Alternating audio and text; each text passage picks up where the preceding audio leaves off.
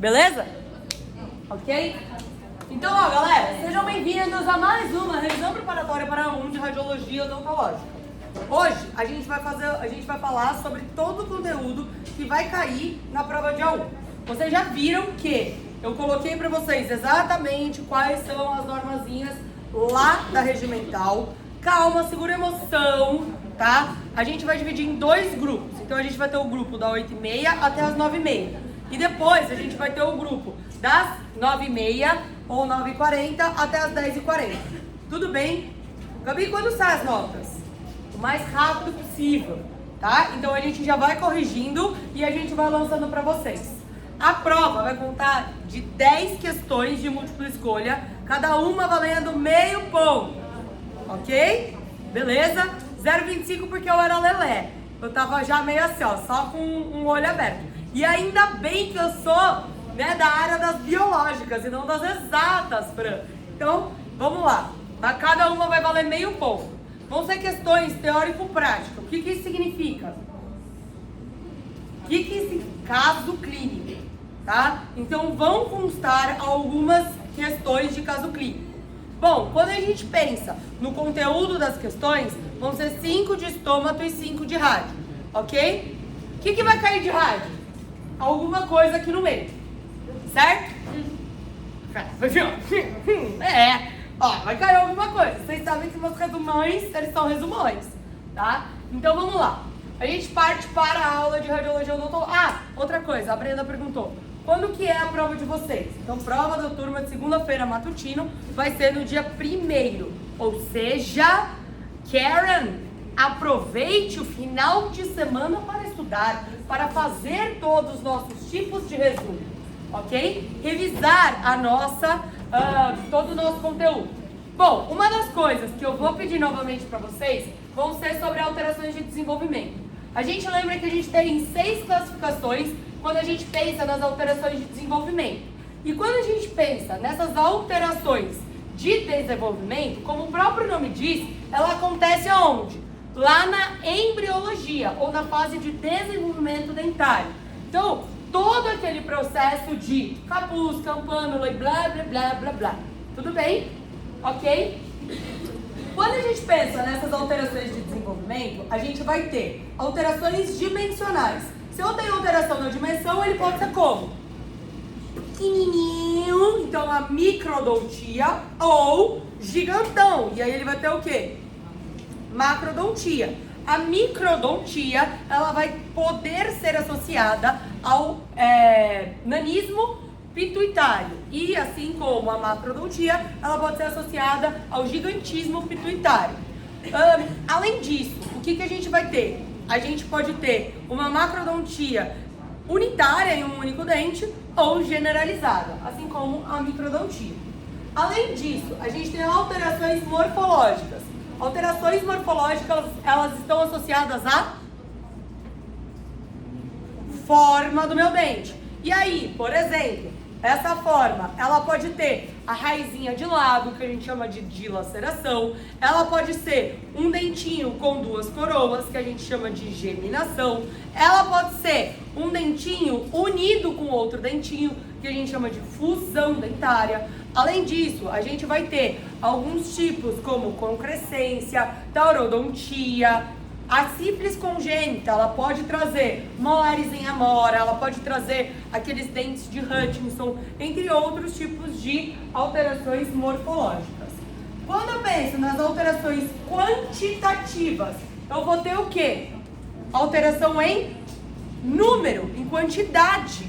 Então eu vou ter mais dentes ou menos dentes, mais raízes ou menos raízes, e assim por diante, certo? Ok? Belezinha? Quando eu penso nas alterações topográficas, elas são alterações em lugar, tá? Então eu mudo o lugar de irrupção daquele meu dente. Então a gente tem, por exemplo, os dentes que trocam de lugar, tá? Que a gente chama de transposição. A gente vai ter as alterações aonde o meu dentinho, ao invés do incisivo, ele nascer aqui na frente, ele pode nascer lá atrás, que a gente chama de dentes ectópicos e assim por diante. A gente também tem alterações irruptivas, que vocês vão ver lá mais precisamente na pediatria, que são alterações na cronologia de irrupção.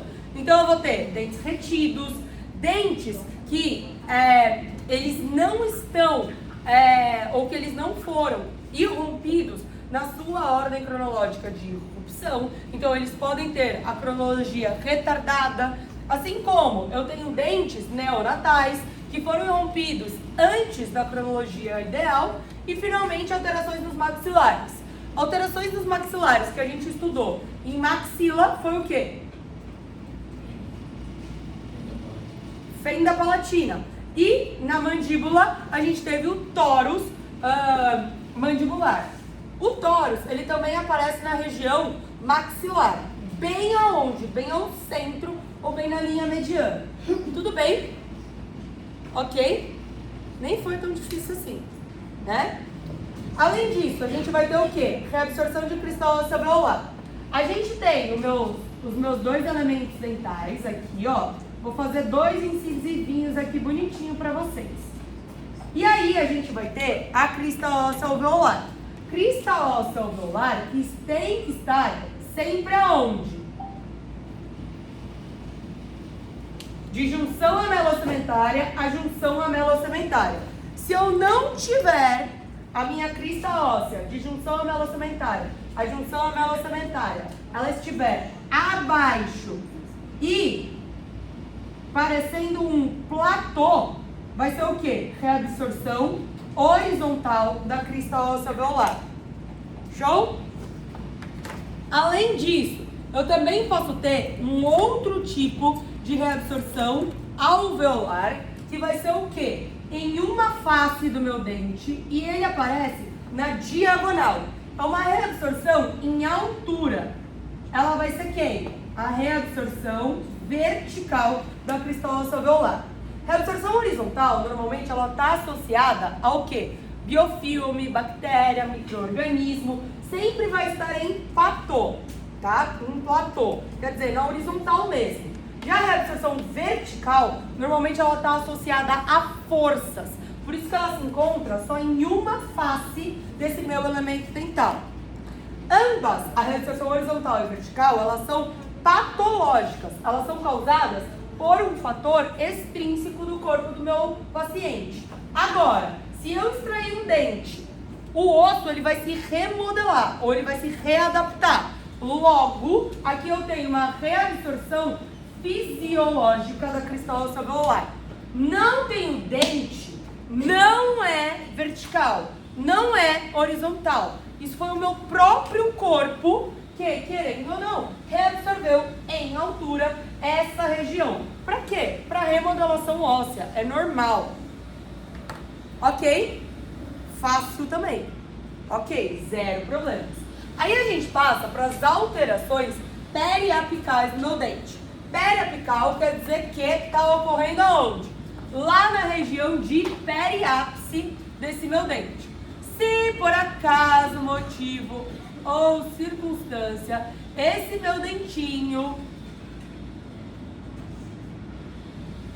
que eu tenho um incisivo, e esse meu dente, ele está sofrendo por algum fator extrínseco que está fazendo eu ter aumento do espaço pericementário e um discreto rompimento de lâmina dura, aqui, nesse caso, eu vou ter um tipo de condição que a gente chama de periodontite apical crônica, periodontite apical aguda, tá? Nesse caso, eu só vou ver o quê? Alteração em lâmina dura e espaço pericementário. Aqui eu não vejo mais nenhum outro tipo de alteração. Esse meu elemento dental, ele acaba machucando um pouquinho e ele tem uma discreta movimentação. Eu voltei aos meus hábitos de higiene. Eu parei aquele meu hábito parafuncional. Então, por exemplo, meu bruxismo. Essa região, ela tem capacidade de voltar ao normal. A polpa desse meu dente, ela tá viva. Ok, isso daqui é muito difícil eu observar na minha radiografia. Mas agora, por exemplo, eu posso ter... Não, é periodontite apical crônica. Essa daqui. Periodontite apical crônica. Agora, eu posso ter um tipo de processo infeccioso, aonde eu vou ter rompimento de lâmina dura, aí eu vou ter extravasamento de material, aqui, eu vou ter extravasamento de micro-organismos para a região de periápice, o meu dente ainda continua vitalizado, mas eu começo a recrutar células inflamatórias para essa região, e à medida em que eu vou recrutando células inflamatórias para essa região, a primeira célula de defesa que vai chegar aqui vai ser um neutrófilo. O neutrófilo, ele começa a produzir um material purulento nessa região.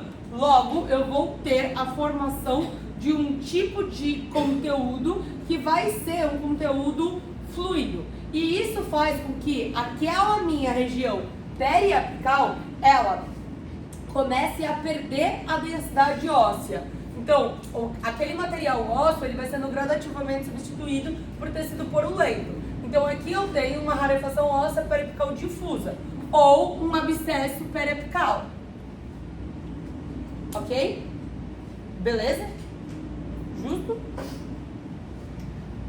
Se por algum motivo, razão ou circunstância, agora eu começo a recrutar fibroblastos e eu tenho um processo de defesa mais avançado, com necrose pulpar e toda uma manutenção de tecido de granulação nesta região, eu vou ter um granuloma periapical. E aí esse granuloma periapical, ao invés de ele aparecer difuso, agora ele vai ter fibroblastos que vão trazer um limite mais definido para essa região. E esse limite vai ser como se fosse uma circunferência. Então ele vai ter limites definidos, mas não corticalizados. Esse daqui vai ser o granuloma periapical. Agora, se eu tenho necrose pulpar, se por algum motivo, razão ou circunstância, eu tenho necrose pulpar, essa necrose pulpar começa a estimular restos epiteliais de Malacés. Aquelas células epiteliais centrais, elas sofrem um processo de necrose por liquefação. Essa necrose por liquefação, ela vai aumentando o seu conteúdo por meio da difusão de conteúdos. Então, ela vai aumentando o seu tamanho por meio da difusão osmótica de conteúdos. Isso vai causando o quê? Uma osteogênese reacional. E essa osteogênese reacional aparece na nossa radiografia como um halo radiopaco. Esse halo radiopaco traz o aspecto cístico para essa lesão. Logo, o que a gente vai ter? Uma cápsula cística feita por tecido epitelial que foram recrutados dos raios epiteliais de Malacés. Dentro eu vou ter um conteúdo fluido ou semissólido que vão ser o quê? Eu vou ter cristais de colesterol, células necróticas, eu vou ter diversas células que fazem parte do processo inflamatório, outras células de defesa, e isso vai ser, ou a gente vai considerar, um cisto periapical. Ok? Beleza? Então a gente tem a periodontite apical crônica, a gente tem o abscesso periapical, a gente tem o granuloma periapical, e aí a gente vai ter a rarefação óssea periapical circunscrita de aspecto cístico, que ela tem essa característica de aspecto cístico por conta da presença do halo radiopaco. Ok? Beleza? Todo cisto, ele é um recrutamento ou uma expansão de células epiteliais com conteúdo interno fluido ou semissólido. Certo? Ok? Belezinha? Podemos continuar? Aí, quando a gente passa para parte de cistos por si só, a gente estudou cistos odontogênicos, não odontogênicos e pseudocistos. Cistos odontogênicos, da onde que vem aquele meu tecido epitelial que contribui para a formação desse meu cistão? Será que ele vem A, de Hogwarts, 2, ele pode vir também, sei lá, de Miami, ou ele pode vir de todo o processo odontogênico. De onde será que ele vem? De Miami, né? Com aquela malinha extremamente chique. Vai ser bom, tá? Da onde ele vem? Da plataforma 9 3/4? Não. Aquelas células epiteliais, elas provêm de algum lugar que faz parte da odontogênese. A odontogênese, como o próprio nome diz, ou a etimologia aí desse nome, diz, a gente tem o quê? A odonto, que significa dente, gênese, formação. Então eu tenho qualquer processo da formação do dente. Não odontogênico quer dizer que esse tecido epitelial, ele provém de qualquer local que não o quê? A minha odontogênese. E o meu pseudocisto? Parece um cisto, mas não é. O Cláudio até falou na hora. Ah, é que nem aquela sua sogra. Ela parece legal, mas ela não é, tá? Então, eu sempre costumo relacionar com vocês, por exemplo, a Fernando Pessoa. Fernando Pessoa, ele tinha vários pseudônimos na hora de escrever, tá? Então, ele se assimilava a outras pessoas. Então, parece, ou radiograficamente, ele se apresenta como um cisto.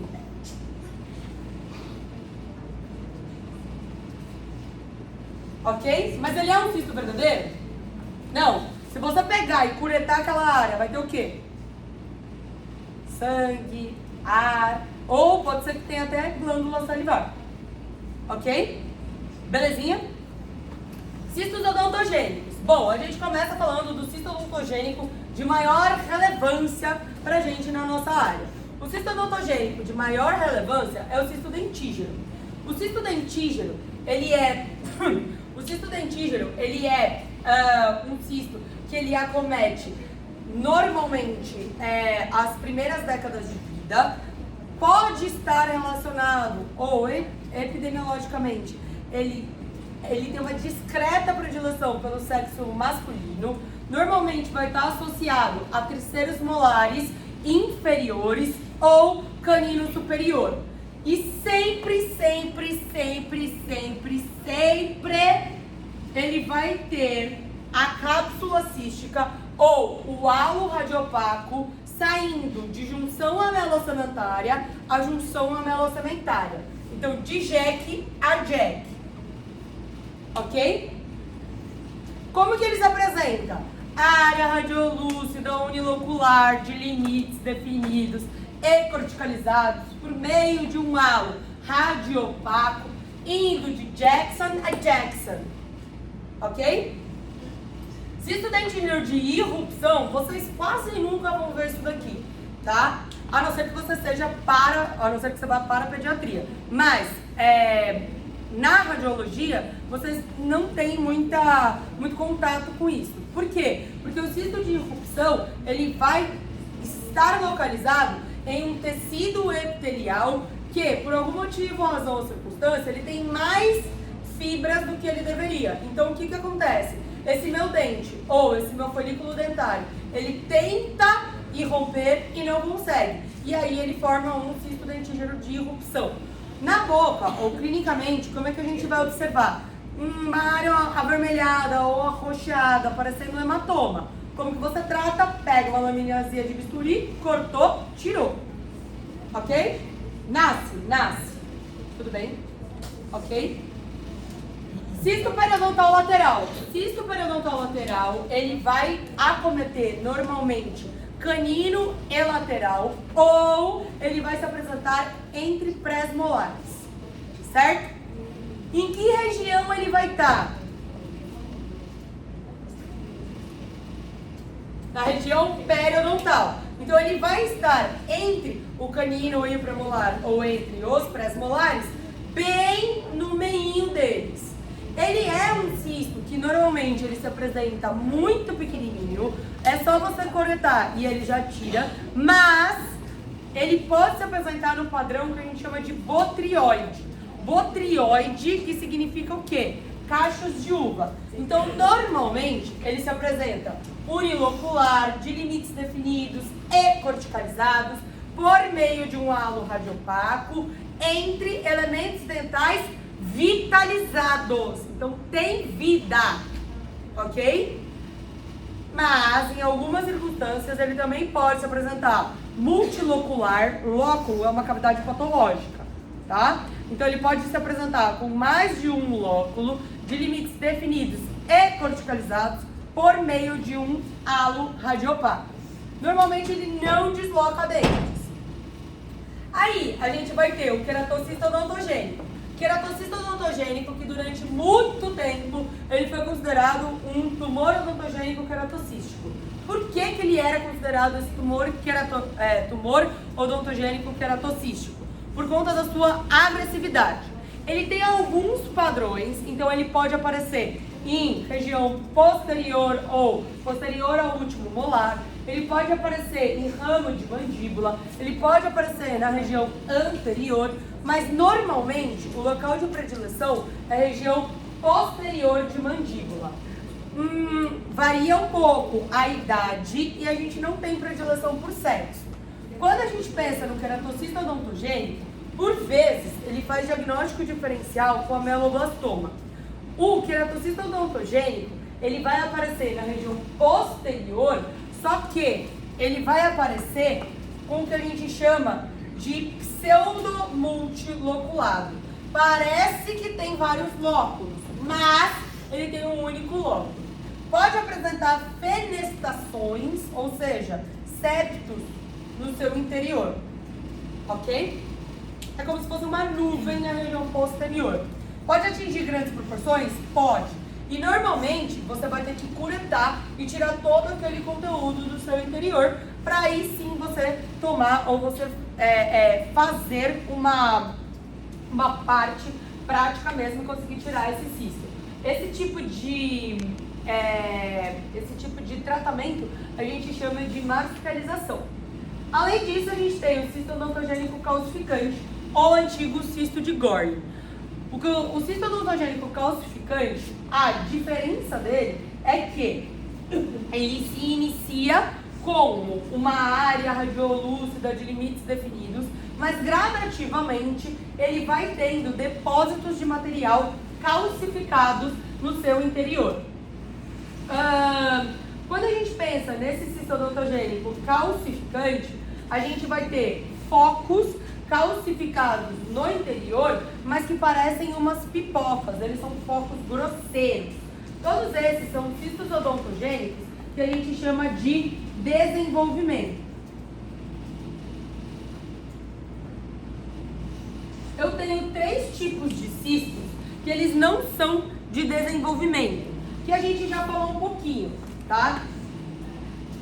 São cistos odontogênicos inflamatórios.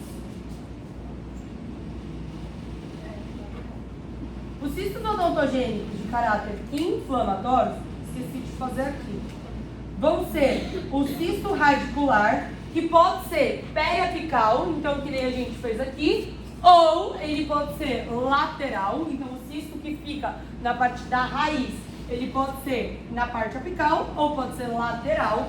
Eu também tenho o cisto residual.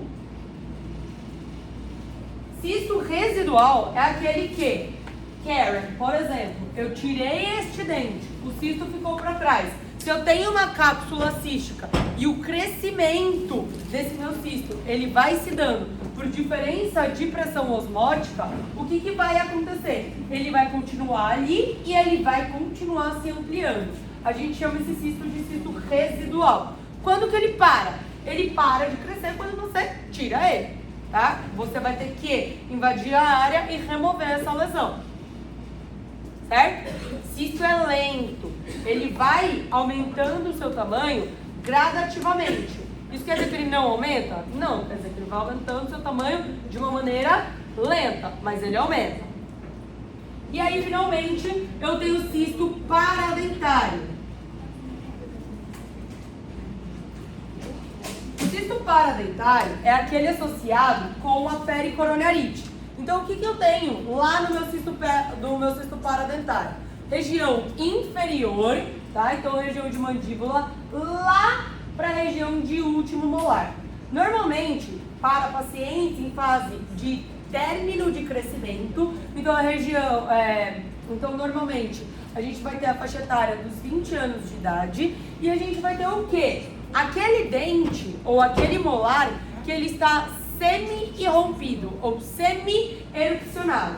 Esse molar, ele vai ter o quê? Esse molar, ele vai ter uma discreta gengiva em cima que vai acumulando restos alimentares, ele vai acumulando diversas outras substâncias daquela região, restos alimentares, escovação, bactérias, outros micro-organismos, e aí a gente vai tendo o quê? Uma inflamação local. Essa inflamação ela pode gerar pus e aí gerar uma pericoronarite. Se essa pericoronarite for recorrente, a gente vai tendo a formação gradativa de um cisto paradentário. É aquele cisto da mochilinha. Então eu vou ter o meu dentinho parcialmente irrompido ou parcialmente erupcionado e aí eu vou ter um cistinho bem localizado na região posterior dele. Ok? Belezinha? Dúvidas até aqui? 0? Vou tirar 10? Amém. Ó, eu quero que todo mundo gabarite minha prova, tá? Se a Brenda não gabaritar minha prova, ela vai ter que me trazer mini vampirinhos para eu dar uma olhada como estão, tá? E aí, finalmente, a gente vai ter os cistos de origem não odontogênica. Não odontogênica, para vocês decorarem, é sempre na região de maxila. Então, eu vou ter dois tipos de cisto. Um que vai ter do forame incisivo, que é o cisto dos apaixonados, ele vai fazer um coraçãozinho. Por que ele faz um coraçãozinho? Imagina lá, eu tenho aqui, ó, o meu narizinho. Isso daqui é a espinha nasal anterior. Espinha nasal anterior, aqui de baixo eu vou ter a região de forame incisivo. Logo, a hora que ele vira de ladinho, eu vou ter espinha nasal anterior assim e aqui o forame. Vai formar um coraçãozão. Ok? Sim, professora, muito obrigada. Então a gente fala que é o cisto dos apaixonados. O que a gente tem? O cisto do forame incisivo, ele vai ser um cisto que normalmente tem discreta predileção por mulheres e mais mulheres mais na faixa dos 40 anos de idade, 40 a 50 anos. Eu vou ter um aumento de volume, principalmente na região palatina, e quando você toca aquela lesão, você consegue sentir um volume rígido localizado. A gente consegue observar por meio de uma área radiolúcida de limites definidos e corticalizados com formatos arredondados. Então ele literalmente parece um coraçãozão. Já o cisto nasolabial, normalmente a gente não observa por radiografia. Você tem que ter outros tipos de protocolos para observar esse tipo de cisto. E ele vai ficar onde? Na região nasolabial inferior à asa do nariz. E normalmente é comum você observar, ou o paciente já vir relatando, que ele está vendo um aumento de volume, principalmente na região labial, e ele está vendo uma modificação em altura da região de asa de nariz. Show? Beleza. Aí a gente vai para os pseudocistos. Aqueles tipos de lesão que se apresentam como cisto, mas eles não são. Normalmente é ocasionado por traumas. Então a criancinha vai lá, criança faz coisa que criança faz, né, Risa? Risa tá lá fazendo o quê? Secando o cabelo de suas queridas clientes. Aí a cliente fala, Risa, tudo bem? Vou ter que levar meu filho hoje. Aí o que acontece? Aí ele vai, pega um copo de água, aí sai correndo, aí espalha uma água, aí daqui a pouco ele volta, aí ele vai querer mexer agora em outra coisa, aí a água tá tudo espalhada, de repente ele sai correndo pelo salão e cai. Aconteceu alguma coisa? Não aconteceu nada. Tá todos os dentes ali? Tá todos os dentes ali. Agora, conforme ele vai crescendo, a gente vai vendo uma área radiolúcida de limites definidos e corticalizados que podem ou não ter associação com os meus elementos dentais. Se for originado por trauma, o que pode ter ali? Um ar, tá? Então, se você fizer, por exemplo, uma punção, você pode observar que aquela região, ela vai ter nada, vai ter só uma região, vai ter só um vácuo ali dentro, ou ele pode ter um hematoma, certo? Ali naquela região. Além disso, a gente tem o defeito ósseo de desenvolvimento da mandíbula, que antigamente ele era o cisto ósseo de Stafford, ou antigamente também a gente conhecia como cisto de Stafford. Bom, ele tem algumas classificações que variam de 1 a 4, e essas classificações, elas vão se dar de maneira em que a gente vai analisar a profundidade daquela minha glândula salivar. O que acontece no defeito ósseo de desenvolvimento da mandíbula? Imagina lá, eu tenho aqui a minha mandíbula. Mandíbula é tecido duro ou tecido mole? Duro, ótimo. Só que, à medida em que a minha mandíbula ela vai crescendo, todas as regiões ali que fazem parte da mandíbula crescem junto, certo? Beleza? Incluindo quem? As 3 glândulas maiores. Então, glândula parótida, glândula submandibular e glândula sublingual. Se eu tenho um tecido mole, o que vai acontecendo? Ela vai se ajustando e aí ela vai empurrando aquele meu tecido duro. Logo, naquela parte do tecido duro, não vai formar osso. Então, ela vai fazendo como se fosse uma... Sabe quando vocês pegam a colherzinha de sorvete e faz... e tira um pedacinho de sorvete? Tá? É exatamente o que ela vai fazer. Ela vai se ajustando à medida em que aquela região ela vai crescendo. E aí ela pode gerar uma região sem crescimento ósseo.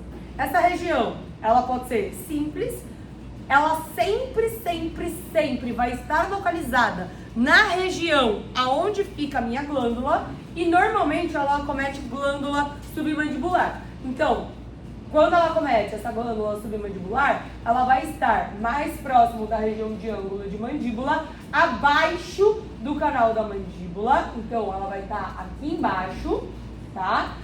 E ela não vai ter associação com a raiz dos elementos dentais, certo? Não vai ter associação com dente. Por quê? Porque é glândula, tá? Então, é só uma concavidade que foi feita pela glândula. Nossa, magicamente, como é que ela aparece? Ela aparece de uma maneira radiolúcida, de limites definidos e corticalizados por meio de um halo radiopaco, tá? Por vezes, Gabi, ela pode atingir um nível, ou ela pode atingir um tipo que a gente chama de tipo 4. O tipo 4 quer dizer que ela atravessou o osso. E aí você toca assim no paciente, você sente até um pedacinho da glândula, tá? Bom, e aí pra gente finalizar essa parte de radiologia, a gente tem os tumores odontogênicos. Os tumores odontogênicos, eles podem surgir de 3 diferentes partes. Então, eles podem ter a sua origem vinda dos tecidos epiteliais de formação do dente, pois odontogênicos quer dizer que aquele material que está colaborando para a formação do tumor, ele veio da onde? Da odontogênese. E aí, a gente pode ter esse material vindo de origem epitelial, a gente pode ter esse material vindo de origem mista, ou a gente pode ter esse material vindo de origem mesenquimal. Epitelial, epitélio. Quais são as células que normalmente têm origem do epitélio? Não lembro mais. Eu joguei toda a parte de odontogênese para fora do meu hipotálamo. Tudo bem, eu lembro vocês. O que a gente tem? Normalmente os ameloblastos. Os ameloblastos, eles têm associação epitelial. Logo, a gente vai ter o ameloblastoma e o tumor odontogênico adenomatoide, o TOA. Além disso, a gente vai ter aqueles que têm origem tanto epitelial quanto mesenquimal. Mesenquimal é tipo tecido conjuntivo. Quer dizer que eu vou ter o que aqui? Vasos sanguíneos. Epitélio não tem vasos sanguíneos. Ok? E aí, o de origem mista, a gente vai ter o odontoma. O odontoma que pode ser composto ou complexo. Odontoma quer dizer que eu tenho uma grande formação de material compatível com estruturas dentais. O odontoma é tão comum, mas tão comum, que a gente considera ele até um amartoma, tá? Que é um monte de tecido ali espalhado naquela região, certo? Sem forma definida. Qual é o material compatível? Qual? Esse daqui? O odontoma é um material compatível com as estruturas dentais. Quais são as 3 principais estruturas? Esmalte, dentina e polpa, tá?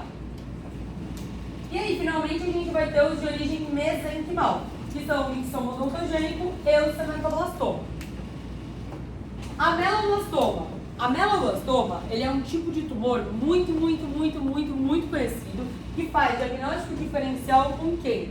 Com o queratocisto odontogênico e com o mixoma odontogênico. O ameloblastoma, ele pode ser unicístico ou multicístico. E ele não tem nem sexo de predileção e nem idade. Ele pode acometer desde os 30 aos 60 anos de idade. Ele tem 4 tipos diferentes, sendo que um desses tipos, e glória, é o mais raro, é um tipo metastático. Ele não é muito comum. O que é mais comum? Ameloblastoma, que a gente chama de unicístico, e o ameloblastoma, que a gente chama de multicístico. O ameloblastoma, que a gente chama de multicístico, ele pode ter 2 padrões. Ele pode ter o padrão que a gente chama de bolhas de sabão ou favos de mel. Multicístico ou multilocular. Por que a gente chama de bolhas de sabão? Porque sempre aquelas regiões, elas aparecem bem circunscritas, bem delimitadas, fazendo literalmente esses lóculos.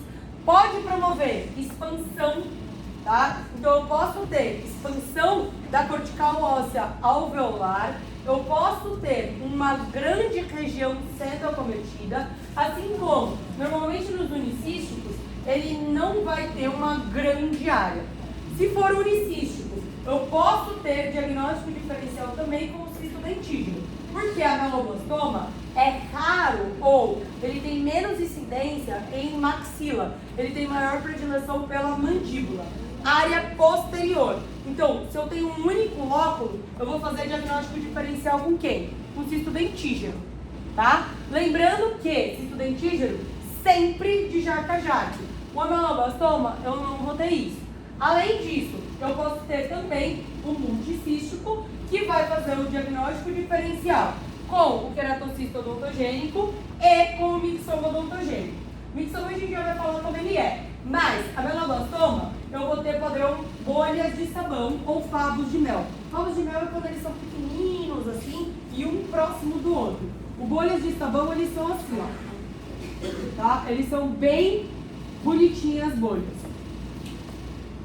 Qual que vai ser a principal diferença com o queratocisto odontogênico? O queratocisto odontogênico, ele vai ser pseudomultilocular, tá? Na aula, o professor falou de algumas variações do queratocisto odontogênico. Pra gente, a gente vai lidar com o que é mais comum. Então, o que é esse pseudomulti? Ok? Venha para mim. Belezinha? Tumor odontogênico adenomatoide. Ele é o irmãozinho mais velho do meu cisto dentígeno. Nossa, que ironia do destino. Ele acomete exatamente os mesmos elementos dentais do que o cisto dentígeno. Principalmente o canino superior e inferior. Tá bom, qual que vai ser a diferença? O tumor odontogênico adenomatoide, ele sempre vai estar aquém ou além de JEC a JEC. Então, sempre aquela cápsula tumoral, ela vai estar na raiz, sempre abaixo de JEC. Essa vai ser a principal diferença. Além disso, o tumor odontogênico adenomatoide, se ele fica ou se ele permanece muito tempo ali naquele local, ele pode gerar focos calcificados. Então, ele pode apresentar material calcificado no seu interior. Cisto dentígeno não, tá? Cisto dentígeno não. Agora, o tumor odontogênico adenomatoide, sim. Então, ele vai ter focos calcificados semelhantes a flocos de neve.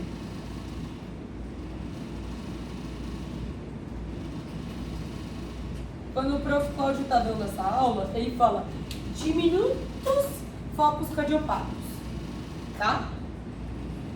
Belezinha?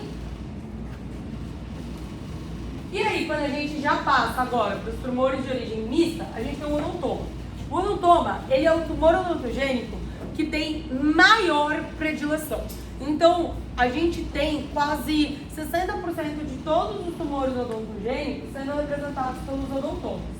Os odontomas, eles sempre vão ter uma discreta predileção pelo sexo masculino, e o odontoma composto, ele vai ser mais observado nas primeiras faixas etárias, e o complexo ele vai ser aí entre 20 a 30 anos de idade. Lembrando que nem cisto e nem tumor dói. Só dói quando eles atingem grandes proporções. Senão, eles não têm sensação dolorosa. Então, como que a gente vai identificar? A gente vai identificar eles por exames radiográficos de rotina. Odontoma, ele sempre vai ser uma imagem radiopaca. Essa vai ser a principal diferença, tá? Os odontomas, eles vão ser imagens radiopacas. O odontoma composto é aquele que vai ser composto de estruturas compatíveis a dentes. Então, a gente chama de dentículos.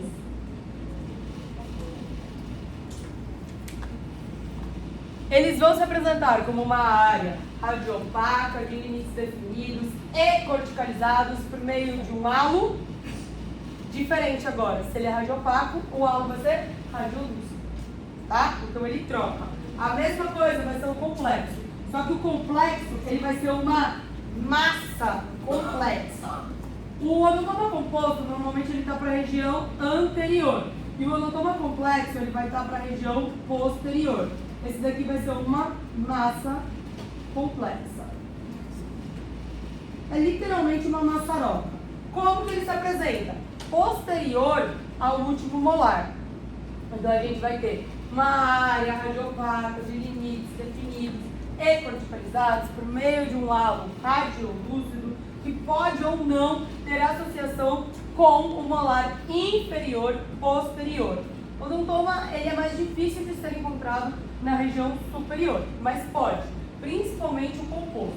O composto, ele pode chegar até muitos dentículos, ok? Beleza? E aí, finalmente, a gente tem o tipo de origem mesenquimal, que são os mixomas odontogênicos e o cematoblastoma. Cematoblastoma, ele vai fazer diagnóstico diferencial com o quê? Hipercementose.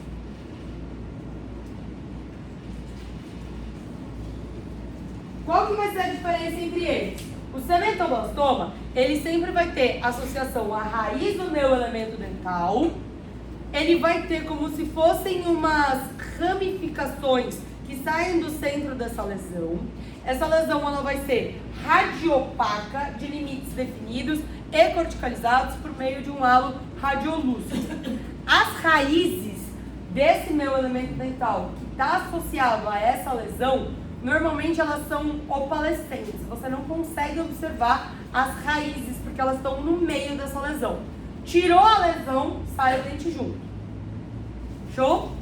Ela é uma lesão de crescimento muito lento. Ela cresce cerca de meio centímetro ao ano. E aí, o mixoma odontogênico, essa lesão, a gente precisa falar porque ela tem um potencial agressivo. Ela vai destruindo ela vai destruindo e infiltrando naquelas áreas adjacentes da lesão. E aí, à medida em que ela vai se infiltrando, ela forma um material, ou ela faz com que aquele tecido se torne meio liquefeito ou gelatinoso. À medida em que ela vai fazendo aquele tecido se tornando liquefeito, ela vai fazendo com que as trabéculas internas, elas fiquem no padrão 90 graus, tá? Então, o mixoma odontogênico, ela é uma lesão radiolúcida, de limites definidos e corticalizados, que se apresenta multilocular com fenestrações no seu interior. E essas fenestrações, elas aparecem num padrão raquete de tênis